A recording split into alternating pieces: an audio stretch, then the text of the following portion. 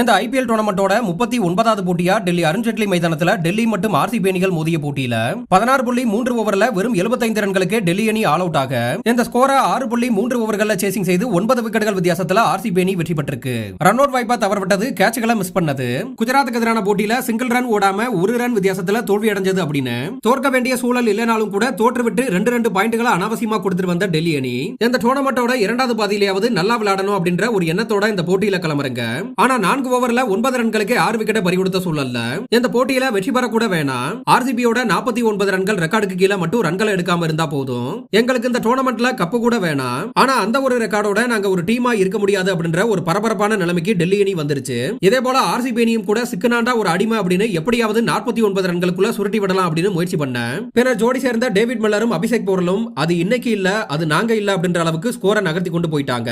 குறிப்பா இன்னைக்கு மட்டுமல்ல என்னைக்குமே இந்த ரெக்கார்டை பீட் பண்றது ரொம்பவே கஷ்டம் அப்படின்னு தான் தோணுது.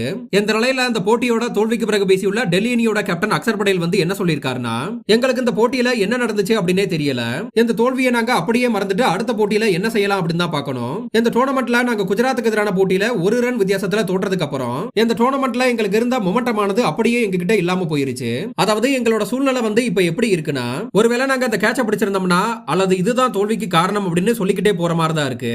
அதன்படியே கூட யோசிச்சு பாருங்க, ஒருவேளை நாங்க கேட்சுகளை பிடிச்சிருந்தோம்னா அல்லது குஜராத்துக்கு எதிராக அந்த ஒரு ரன் மட்டும் எடுத்திருந்தோம்னா இந்த டோர்னமெண்ட்ல எங்களுக்கு மொமெண்டமானது ஒர்க் அவுட் ஆகி இருக்கும். ஐபிஎல் என்பது ரொம்பவே ஒரு கடினமான டோர்னமெண்ட். இங்க ஒரு டீமுக்கு மொமெண்டம் அப்படின்றது ரொம்பவே முக்கியமானது.